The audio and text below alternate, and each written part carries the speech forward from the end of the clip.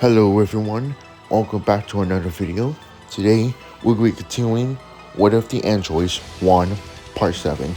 Now, if you haven't subscribed yet, go ahead. It's free. You will enjoy this video. You can always change your mind. Anyway, let us begin. We left up at the last part where Cooler showed off his cool golden form against the two androids.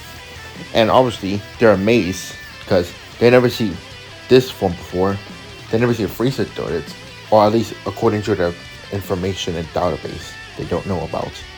And Cooler is able to beat not only 17 but 18, able to beat both of them pretty quickly. But he doesn't kill them because, well, if he does, then Beerus will be upset, and Cooler knows that he doesn't stand a chance against Beerus. So, but he wanted to keep the androids around because not only he didn't want to upset Beerus, but also he actually does seize a punchy back for them. Not only that, but they could go stronger too. All three of them could, because after all three of them plan on an alliance, so that one day they could overthrow Beerus. Of course, Beerus isn't stupid. He knows that they're gonna try to do something with him, but honestly, Beerus doesn't care. If anything, that might be a good motivation for them to go stronger. And of course, Beerus will be ready by the time if they even try to betray him. But he hoped that maybe one day these three will actually see something more than just killing Beerus and take his title. But that's for the best. Honestly, he could reach him right now, but to be honest, he want a rival and it'd be a waste just to kill these guys. But meanwhile, in another universe, a certain Kai was watching GodTube and seeing all these mortals using godly energy disgust the Kai to no end.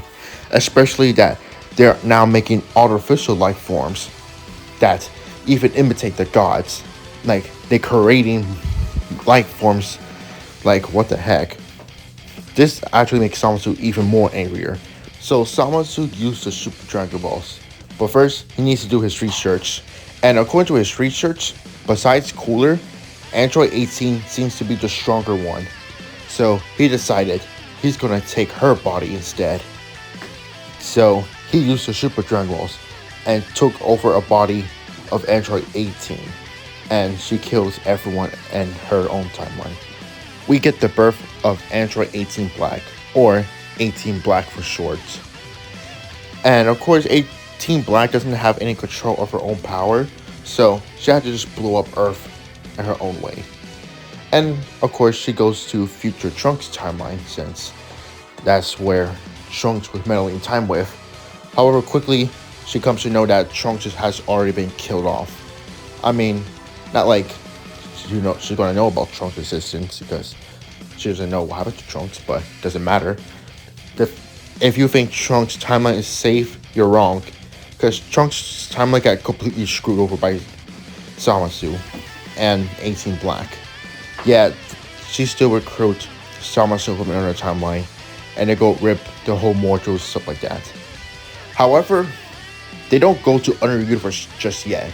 No, they want to go to that other timeline, since 18 Black barely has any strength with her. She didn't know how to control all her other powers, so she had to okay, let's go to the other timeline where, yeah, they go to the present timeline. So Android 18 Black with her time ring decided to go to the alternate timeline, the main timeline we're at right now. The androids are back on Earth at their base, with Gero going out to space, just conquering planets for the Red Orbit Army.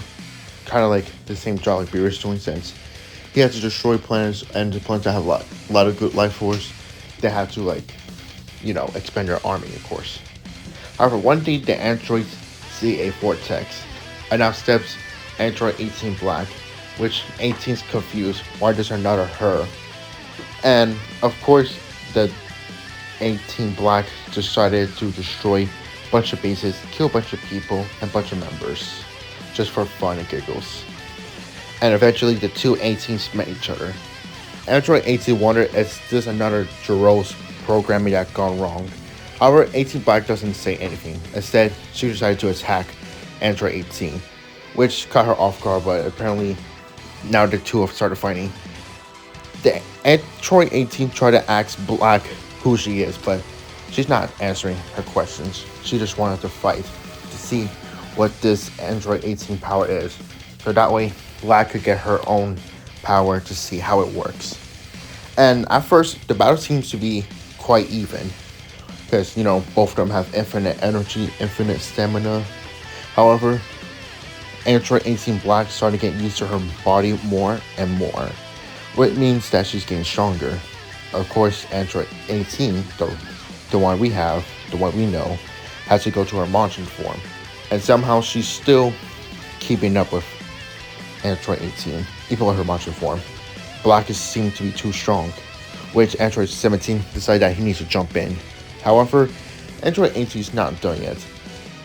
She powered up to her God Android 18 form, and now she begins to get the upper hand, which Black realized that she might be outmatched, so she used the timing to escape, and just like that, everyone was confused.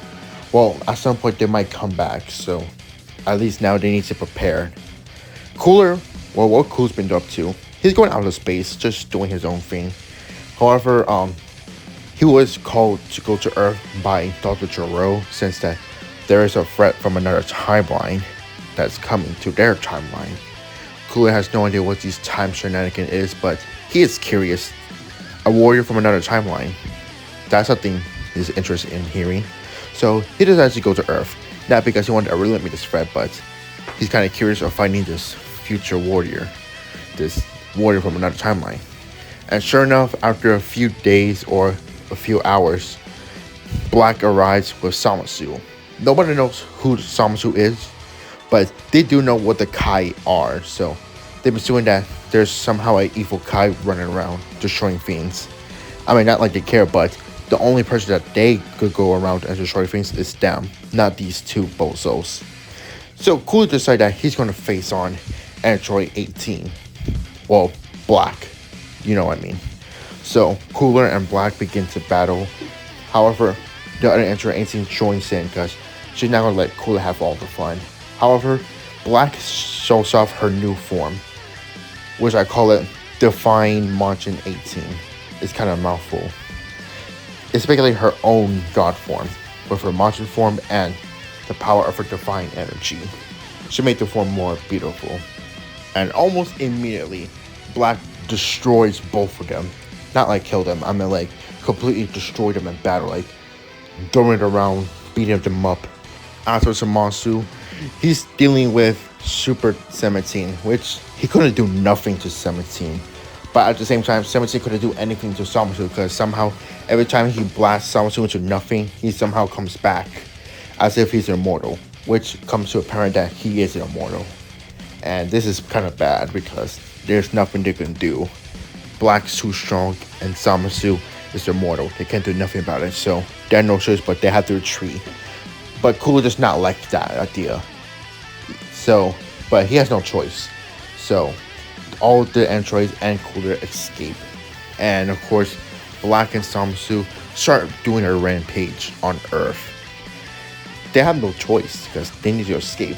And luckily, they went to the lookout since this is the only place they know that's not of their reach. But they might find them at some point, but it's the best place they could go for now. But to be honest, Black might know where they are, but she's taking her sweet time, just destroying things, wiping out the mortals, along with Zamasu. Cooler decided that he's going to take the time chamber.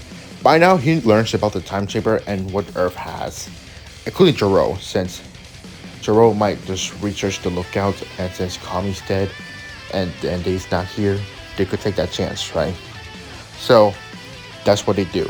Cooler's going to train in the time chamber for at least 1 year inside. As for 17 and 18, well, they have no idea. However, Gero calls them over, saying that Project Cell has finally been awoken. And with Cell now awoken, and with the three of them combined, they could take out Black and Zamasu. As for the immortality thing, they're not sure what to do, but according to Piccolo from Piccolo's DNA, and if Kami learns it, maybe perhaps they could use the Mafuba, like what they saw Kami use back in the info of Goku and Piccolo's tournaments. So that's what they're gonna do. They're gonna learn to Mafuba. However, that's a big issue because, it's not like Roshi's gonna teach him if he's even alive at this point. So they need to learn how to use it from the data they got. They need to practice it on their own, which is gonna take a long time, which they don't have. But hopefully, at least Cell could keep them occupied. And speaking of Cell, this version of Cell has already gone straight to his perfect form. No, he's not gonna be born at his imperfect form, semi-perfect form, straight to his perfection. And now with him ready, he fly off to where the two gods are. And this is where we leave this what if off for now. I hope you enjoyed this video. What do you think will happen? Was Cell able to defeat the evil Kais and the faker Android 18?